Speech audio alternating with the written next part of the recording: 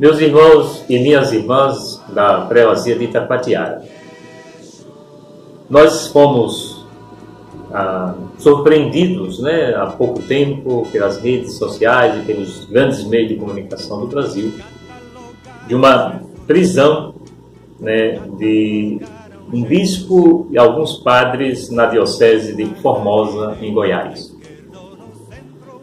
Muita gente tem escrito, tem falado, tem postado nas redes sociais.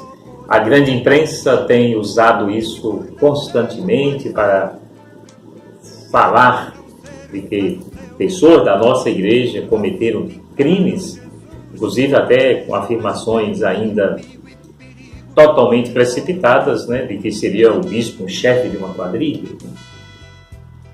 o que só se pode afirmar depois que tiver comprovações.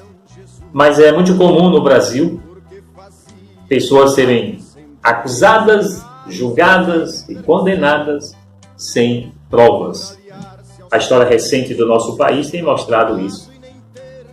Promotores lá de São Paulo, na nossa história recente, fizeram uma acusação contra alguém e disse também que não tinha provas, mas tinham convicções. E convicção não basta para se provar nenhum crime de ninguém. O nosso bispo e os padres lá de Formosa passaram por essa situação, estão presos, estão sob investigação. A igreja acolhe porque ela não quer intervir no sistema judiciário, ela não tem esse costume de pedir benesses, é o bispo, são os padres, por favor, tirem eles da prisão. A gente nunca faz isso, porque a gente não quer, nós somos e defendemos, a Igreja Católica defende que nós devemos ter uma vida independente, do poder civil, do governo, da polícia, da justiça, etc. Por isso, nem o Papa, nem o presidente da CNBB, nem o bispo, que é presidente da Regional Centro-Oeste, da CNBB, foi lá pedir à polícia que liberasse os padres. E o bispo está sob investigação. O que a gente tem dito, e o que todos os bispos têm falado, e eu estou falando aqui, é que nós, católicos, devemos ter muita cautela ao ouvir, ou ver, ou ler notícias sobre esse assunto.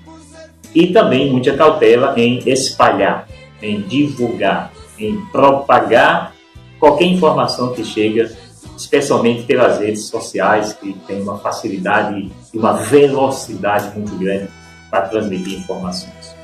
Então vamos esperar as investigações.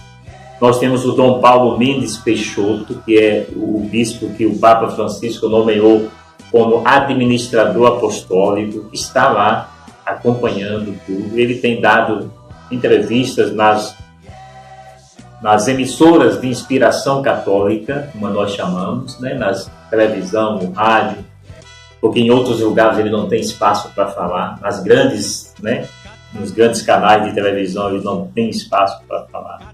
E ele tem dito que as investigações avançam, existem já explicações.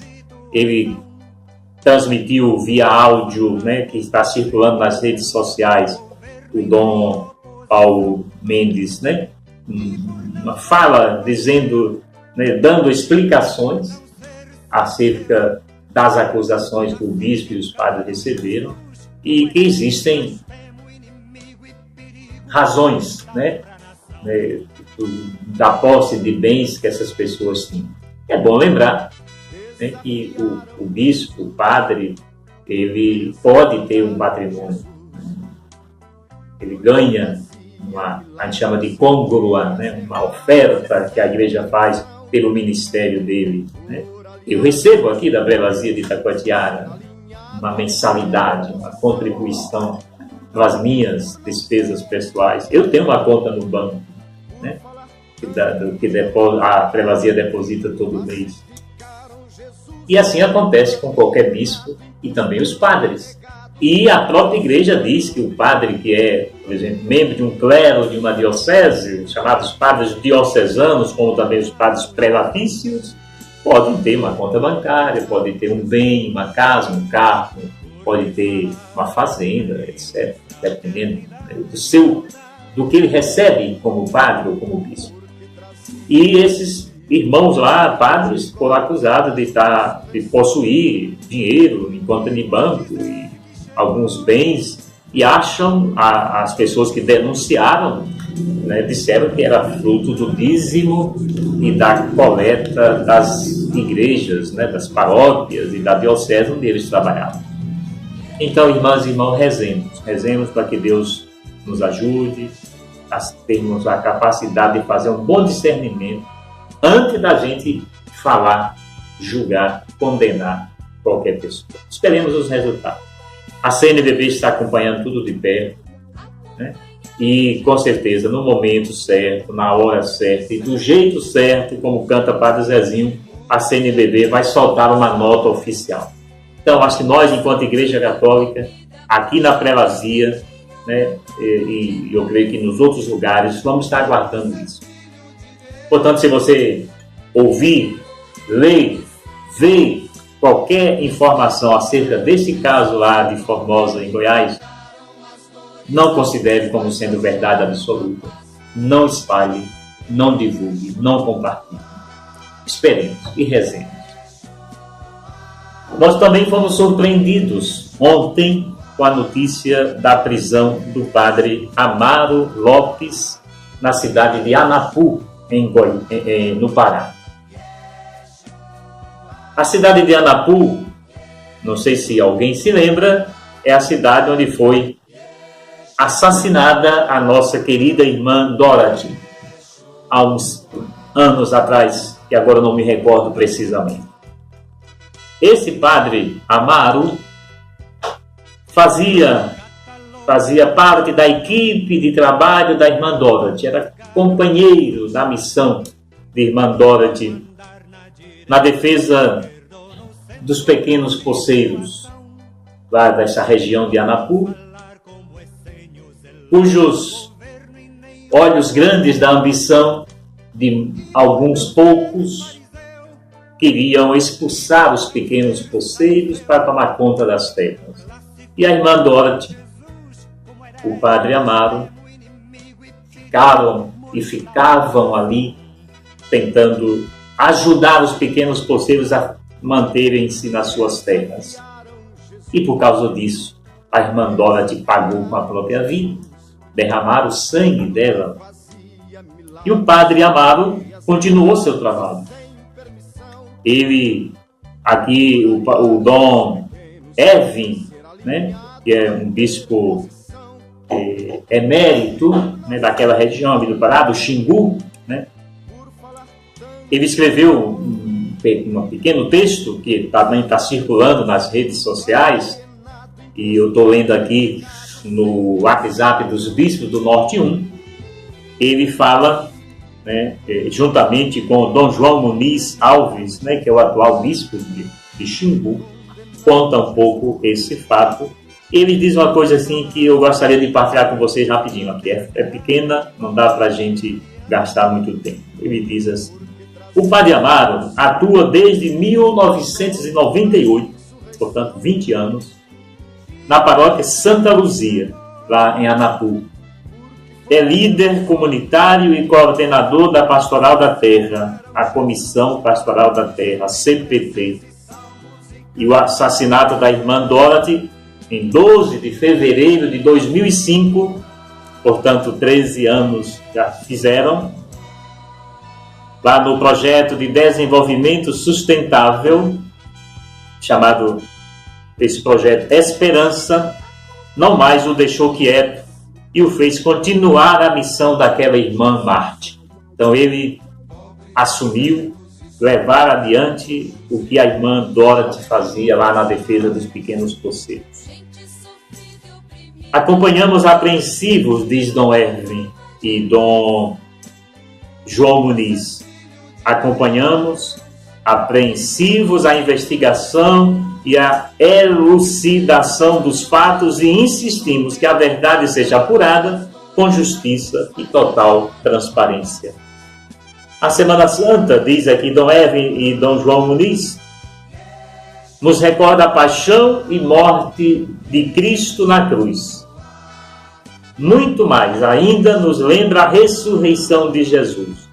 Na Páscoa, celebramos a vitória da vida sobre a morte, mas também da verdade sobre todas as mentiras. E aí a gente quer também pedir a nós aqui da Prelazia de Itacoatiara, rezemos, né? Pelo bispo Dom João Muniz, bispo titular de Xingu, pelo bispo emérito Dom Erwin, para que eles também sejam fortes, né? Para acompanhar toda essa situação da prisão desse nosso irmão padre, né? Do padre José Amaro Lopes, e que tudo seja esclarecido, né?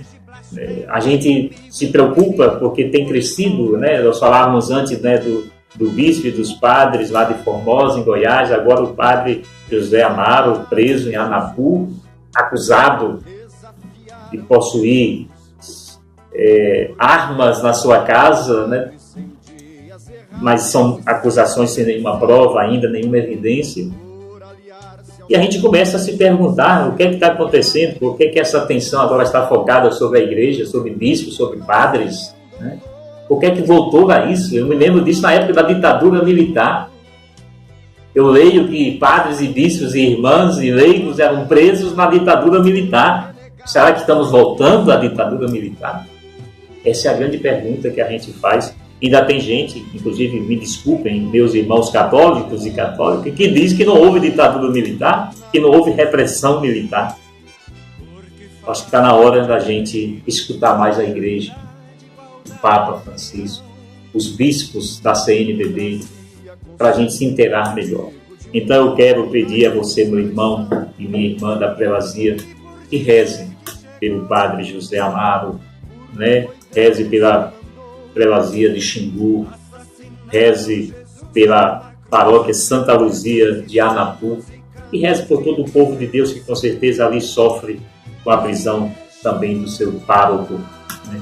E uma prisão com certeza, como diz aqui os bispos, sem nenhuma explicação, sem nenhuma razão de ser, apenas quem sabe, porque de fato ele é defensor, né, dos pequenos, dos pobres, dos poceiros, para não serem tirados da sua terra.